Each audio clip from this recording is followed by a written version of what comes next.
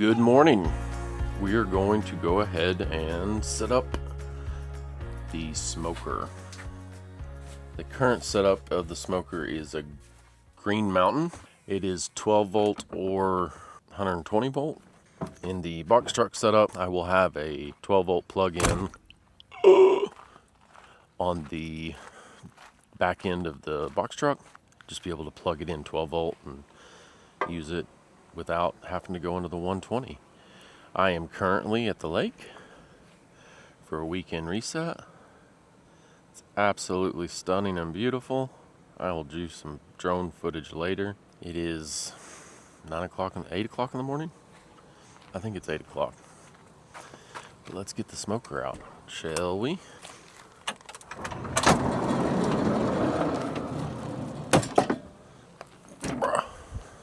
It's a heavy little turkey. Had this tabletop, made it work, from Mr. Miguelon. We also call him Tio, and we also call him Uncle. It's a great table. Just flip it up, set it down, grab your smoker. Tangled mess. It always is. It's like Christmas lights. I don't care what you pull it under here, it turns into a tangled mess. There must be little critters running around tangling everything up. Those little critters. Before I left, I had been sitting still in the RV spot for, I don't know, over a month, I guess. It was the last time I went out for a weekend reset, and I don't know if you can see it now, but there's a red hose in here, which is my air hose, and it's to fill up or top off any of my tires, or, well, tires really. Tires for the motorhome, tires for an e-bike. Anyhow, I air up the tires for the motorhome if they're a little low. After sitting a while, they generally, for somehow reason, get low. I think it's a problem with the valve stem. Well, I'd bought a new tripod, and clearly it does not like the wind either, as you have fallen over. Let's set you back up. Did you make it? Did you survive? I think you're okay. This is actually the only time that camera has not fallen on a hard surface. That just fell on grass. All right, we have some power. Oh, and the wind just kicked up, which stinks because I planned on flying the drone, but the wind said no, not today, and fell again. Awesome. It's one of those days, isn't it? Are you still okay? So what we do is we're gonna go ahead and turn this bad boy on. Oh, you're not gonna be able to see it. Just hit power once and it'll start the process. I borrowed Mom's e-bike and went around the lake yesterday. I was curious if it'd even make it, but the little things does good. If you notice, I have it charging here. On the motor compartment, there's a 110 volt plug-in for the engine preheat. I used to run my entire race trailer off of it, so I have a 110 powered here, as you can see. I have the AquaHot, so I use that as the preheat of the bus. If I ever drive when it's cold enough outside, or leave when it's cold enough, I preheat for about an hour and a half with the AquaHot before I crank over the engine, just to get that oil a little bit hotter or warmer, or not ice cold. That's the good thing about wind here, is when it's windy, the mosquitoes they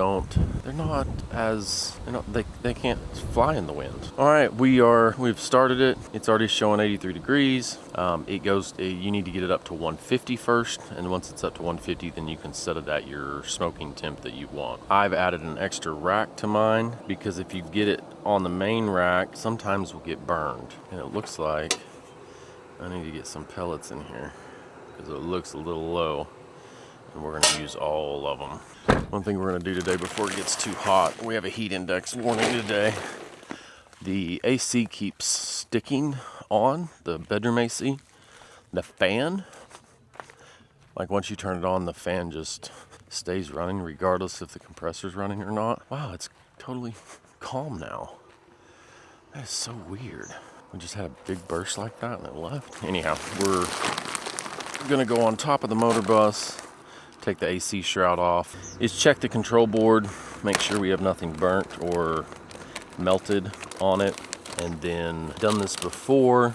I think it just has I think the relays are sticking. I think the amperage is maybe low in town when it gets hot.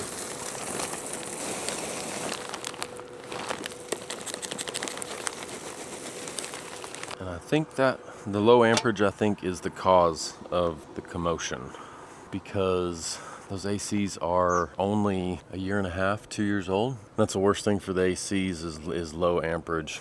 It's another reason I'm looking forward to the box truck and having everything run through the inverter, so everything has the power that it needs, the amperage that it needs, without an issue. So we're gonna sit here and cuss and discuss until the smoker hits 225. We'll go inside and prepare the meat, the pork butt, to put on there. This is a weekend reset, and it's completely abnormal from what I normally do. It's just kind of on the fly. No scripts, no nothing, just get it done. But it's absolutely stunning out here. I don't know if you can see it. It's a beautiful spot. You even got a fire ring, which needs a little love. There's an actual boat on the water, which is weird. This is a no lake wake. This is a no wake lake. So seeing a full-size boat on it is pretty interesting to see.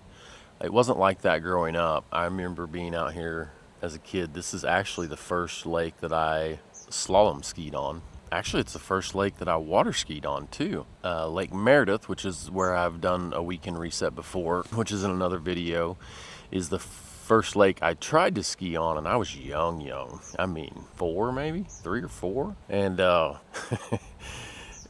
if you're of my age or older, you remember the training skis that had 2 skis that were tied together with a piece of rope on the front and back, and the rope came from the boat to the skis, and then you had a rope coming up for the handle to teach you how to water ski. When my dad, God bless his soul, when him and a friend and my mom and his friend's wife, I was young, so this is kind of, I remember bits and pieces of it, but they really wanted me to water ski. I mean, that's the reason we had a boat. We end up being lake rats all growing up. But I remember him telling me, if you don't feel comfortable, just let go of the rope. Let go of the rope, which is a great idea until the rope is tied to the skis that you're supposed to let go of, and then when you let go of it because you don't feel comfortable, the boat pulls the skis out from under you, and then you're on your back and just getting drug in the water with water shoving up your nose.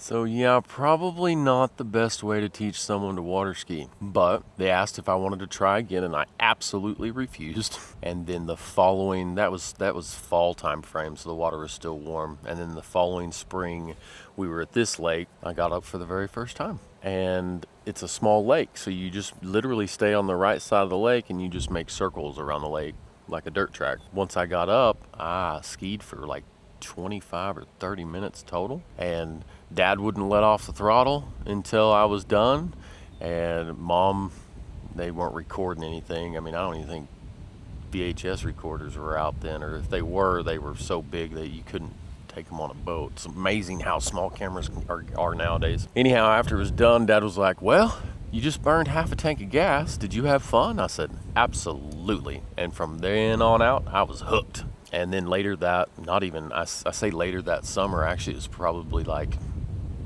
3 weekends later, that's when I kicked off a ski and slalomed. And then from then on out, I got up on a slalom ski, and that's all I really do.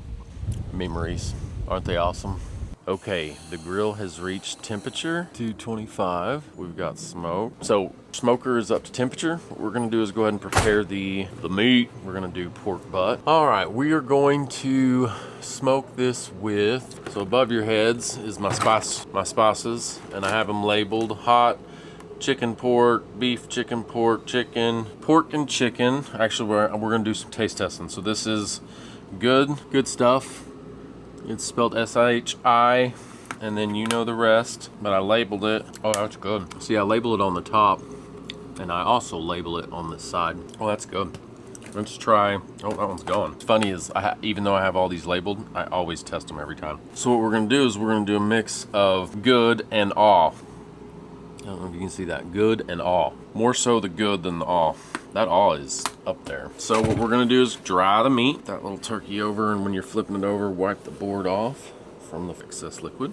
I will have to wash my hands again. So what I'm gonna do is score it, which you should be able to see how it's scored. Now what we're gonna do is grab the first seasoning. This right hand is clean, left hand is not. And we're just gonna try to get it down in the scores first. Now this is just how I do it. If you have a better method, leave it in the comments below. What I will do, since this, I know the scored side is the fat, or where the fat cap was, what we'll do is this side will be up in the smoker. Just like a drill, you have to make sure your tongs work.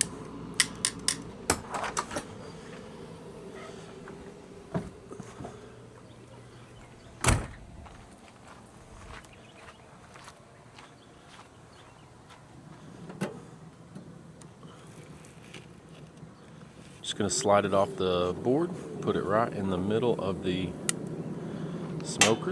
Unfortunately, it's gonna take about 8 hours, but it's gonna be good. All right, now we go fix the AC. Oh, it's a beautiful day. Y'all wanna check on the pork? Let's do that while we're here. Oh, that looks amazing. So nummy. I'm in flip-flops, which is not the smartest shoe to wear when you go on the roof. I can't drop the drill. The drill's there. Now let me come get you. Oh dang, there's a tree right there where the AC's out. There's that tree right by the AC, which will be fine. You know, something I'm gonna look for fairly soon, especially with the box truck's build, is knee pads, because you're constantly bending down like I am now. Looks like I need to clean my coils. Why? Gotta be a control board. I've got to get a new control board. What I just did was, this one here, the red one, is fan low. I don't know if you can read that. It's getting stuck. So it continues to run. So the problem is, with what I just showed you, is I can come up top and unplug it, and it stops the fan from blowing. But the problem is, when it does the cycle, normally when it first starts, it'll turn on the fan first, and then it'll turn on the compressor, and then when the cycle's done and you've hit your temperature, it'll turn off the compressor, run the fan for a while, and then shut the fan off. But recently, in the past month, it continues to run. So I don't know if it's the board not releasing it, so it's gonna be a relay. I think a relay is getting stuck, and the only relay that I would know about, if you follow that in, is going down to the actual motor. I don't know if that fan's a 12 volt or... No, it's 115 volts, so it's switching it somewhere. It's switching it from a 12 volt signal wire to a 120 volt power of the fan itself, and it's somewhere from the board to the motor of the fan. So if you're thinking about this lifestyle, know that you're going to constantly have issues, and you're going to constantly have repairs that need to be done. And I suggest that if you're going to go this route, you don't have to be a mechanic or know everything about every system, but knowing some things about all of the systems really helps you in the long run to avoid high bills at the repair shop. I mentioned previously that I just replaced these ACs about 1.5 years or 2 years ago. I don't remember when, but there was an issue with my bedroom AC. The front AC worked fine, but I pulled them both off because they run on different type of systems. These are Dometic ACs, and they go to the thermostat, and they communicate between the thermostat, because I have zone 1 and 2. On a previous bus, I had zone 1, 2, and 3. The 3 different zones was 3 different ACs. And the AC zones are also tied into the aqua hot zones for this bus. So again, you don't need to know everything about everything, but know a little about something, because it'll help you. This repair, if you went to a shop, would probably cost you another $1,300 or $1,400. And that's just guessing. It might be more. Depends on their labor rate. But I know that a new control board is around $130. And to replace the control board, you take off 1, 2, 3, 4, 5, 6. You take off 7 wires and put the new control board on, and there's dip switches. You just match the same dip switches so it works and corresponds with your thermostat. and your heater process. These are heat pump ACs, so they will heat and cool. I rarely use the heat function of it. It's a real dry, it always dries my nose out, but I have used it. So now that the fan's off, we're gonna go ahead and buckle this thing back up. And I switched from the thermostat that is an aftermarket thermostat back to the Dometic thermostat to see if that could be the issue of the thermostat not releasing the fan control. I doubt the thermostat's the issue, but we're going to try it for the rest of the weekend reset and see what happens. I can't talk remotely with the Dometic thermostat like I can the third party. And that's the whole reason I went with a third party, so I could see the interior temperature. Not really see the interior temperature, but adjust the interior temperature when I'm away. I constantly have remote monitoring because of my Apple HomePods inside. I have 2 in the bedroom for surround sound and 2 in the living room for surround sound of the TVs. And they show me humidity and temperature. I can monitor it remotely, but if I'm not close, I can't adjust it. So there's a plus or minus. So fingers crossed it's not the thermostat situation, and if it is, then I'll just have to figure out another way around it. So let me button up this AC and we will go test her out. Another tip when reinstalling your fan shroud is get your screws in place, but don't tighten them all down until you have all 4 screws in place, and then tighten them down. So that way you can adjust the shroud as needed to get the other ones into place. You know, with this camera and how many times it's fallen down on itself, I kind of just want to toss you off the roof. But that's probably a bad idea, because the one time I do that, it would break the camera.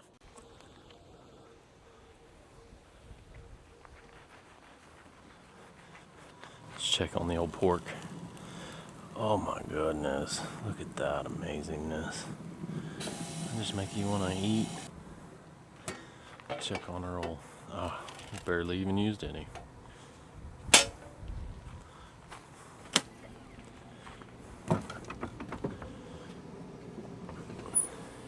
Have to tell you a funny story. There's a woman out here walking. It's kind of hard to see through this because I have my front on, which is great.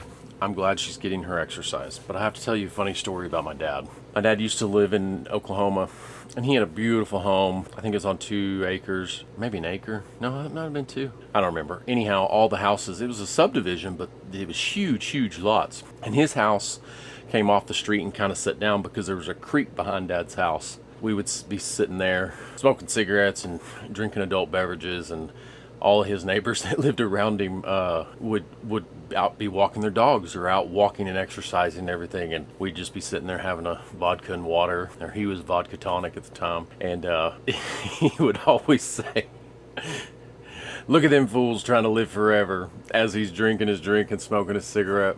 Oh my gosh, it's funny. I love you, Dad. Sorry I had to include this in the video, but it's a funny story and I laugh about it every time. I share it with everybody I'm camping with too. And now all of YouTube knows the story.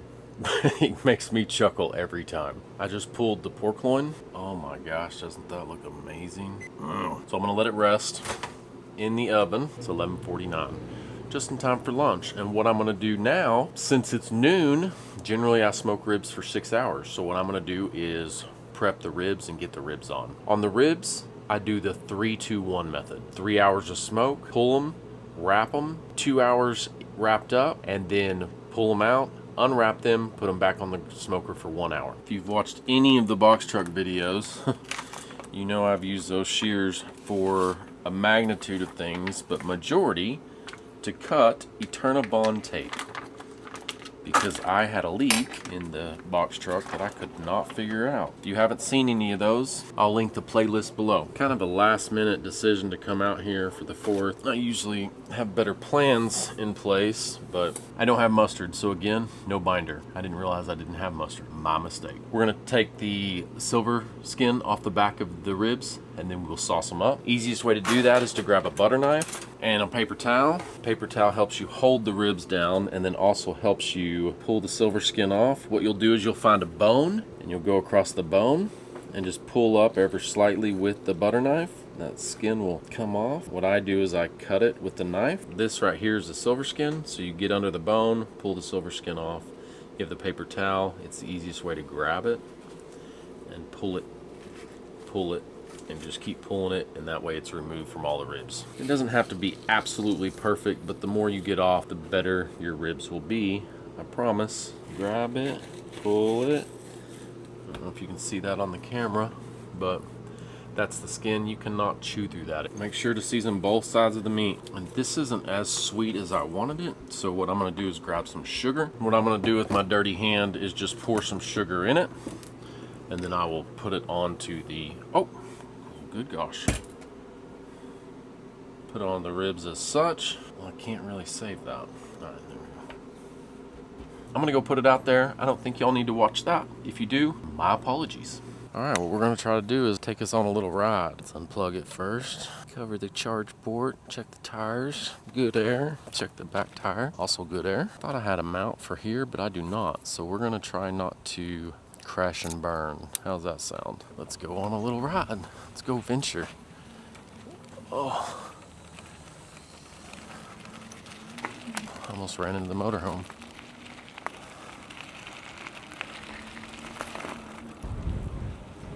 That's beautiful, beautiful, beautiful. There's a lot of people out here enjoying the lake. That's awesome. For a long time, this lake, just people stopped coming. And I don't really know why. This is where we're almost to the point where I filmed when I first picked up the box truck. There's a beautiful boat ramp. Oh shit. Nice dock. This is the bathhouse for the swimming area. We'll go over there and see if anybody's swimming. Oh, there's tons of people swimming. Oh, let's find the shade. Perfect. People are swimming. That's cool. There used to be a fence around this, but they've taken it down. And as a kid, I don't know if you can see it, but over here is the control for the spillway. And as junior high and high schoolers, we used to come out on there and jump off of it. Probably not the smartest decision to ever do, but it's definitely a memory I will never forget. It's awesome seeing people use the facilities. This doesn't cost anyone anything to come in and use it as far as the bathhouse is concerned. Now, if you camp overnight, of course, there's cost in that. And I believe there's cost if you put a boat on it as well. It's awesome seeing this, for real. It's so pretty out here. It's hot. It might be time. Oh, you know what I didn't do? I didn't set a timer. Phil.com for Jonathan.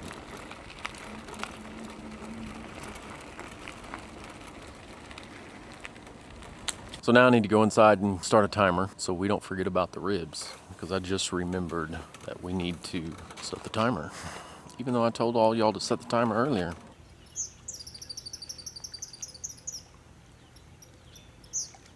I just brought the ribs in from outside and I want to show y'all something.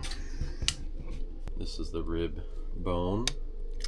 If it weren't so hot, just pull right out. Look at this.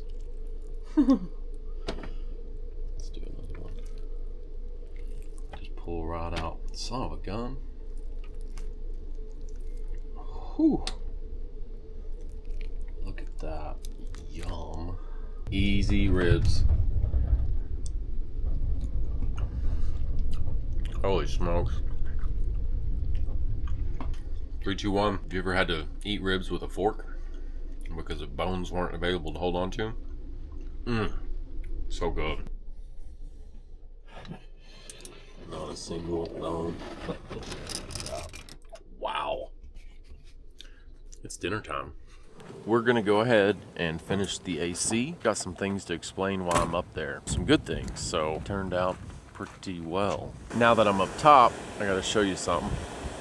Tree has been corrected. I brought bleach up onto the roof and a funnel, and I'll show you why in a moment. On my AC, it's plumbed through the bus and down for the condensation lines, which is good because it doesn't leave water on the side of your RV. The bad thing is yearly you have to clean them out because over the winter they'll grow stuff inside of them and you have to clean them out so they drain. If not, they drain on the side of your RV. Usually in the spring I'll put bleach down the cups on top where the AC's at, and the bleach will go down through the drain and clean it out, any algae or anything that's growing in there. However, I didn't get that done this spring, so now I've got to blow the lines out to get them to run free.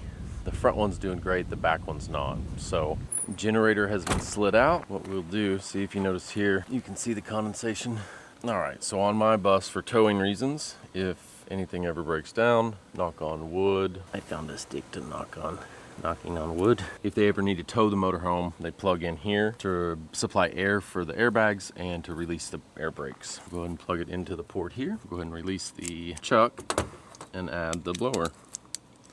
Now we can open that up and we've got air. Now let's go to the back of the bus. Do you see that right there? It's kind of hard to see, but that's the condensation line. And what's gonna happen is I'm gonna push this in here like this and then release air. What I'm gonna do, I feel like I'm 80 with my glasses down like this. How y'all doing? I'm gonna put the camera on top so you can see it come out. You should be able to see it come from here and probably the inside right here. These are the canisters that the condensation lines drip into the plastic and they go down to the canisters. Those canisters are plumbed through the bus and go to the bottom. Okay, this is gonna happen in 3, 2, 1. We're gonna do it again in 3, 2, 1.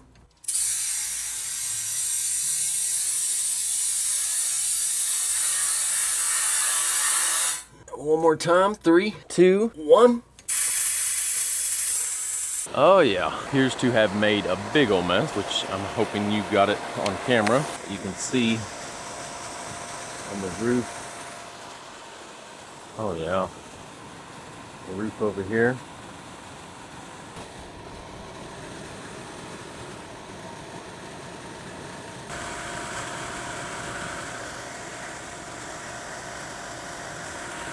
What we do is put bleach in there. It goes in the system, eats up any or kills any algae, bacteria growing, cleans up the lines. Now, let me show you what we did up top here. I was thinking, had thought it was gonna be a board situation, and I unplugged everything from the board. I also took this capacitor out and discharged it by running the screwdriver across every point and pulled it out, tested it. UF was okay. It was a little on the weaker side, but it was still in spec. Went ahead and ordered another one of these just in case, plugged everything back up, everything back on the board, and everything has been running good since then. So I'm not really sure. Maybe it just had a corrosive connection or something to that effect, but it's running good now. Go ahead and button this back up. Try to get your insulation around it as close as it was before you had to remove everything, because that helps cooling of the AC. If you notice right here, there's some water on that slide out because the drain wasn't draining properly to the bottom. So I'll go inside, I'll bring the slide out in, get the water off there to stop stretching out the awning fabric and loosening the return springs on the room covers.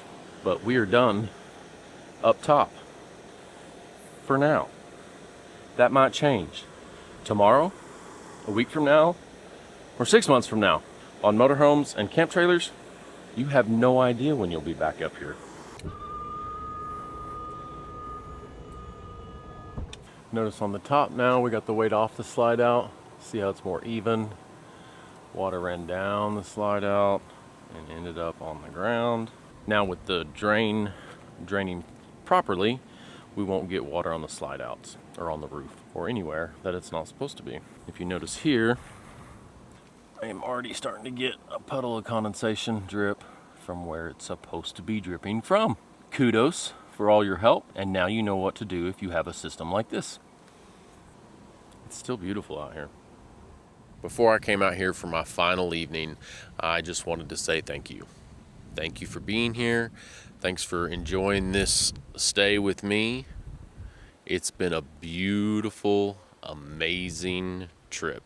I hope you caught the live that I did when I was out here for this stay. I actually did the drone footage flying while I was live streaming. We do fun little stuff like that with JonathanRoams. Now, I'm not saying it works out perfect every time, but we do have a good time while we're doing it. We did a lot of things on this weekend reset. We smoked tenderloin, we smoked ribs, we worked and fixed on ACs for 2 problems, not just 1. And the most important thing that we did was unwind, relax, and reset, because we have a huge project on the horizon. The box truck build is going full steam ahead starting tomorrow. And remember, we're here for a good time, not a long time. Soak it all up, because we have no idea what tomorrow will bring. I will see you in the next one.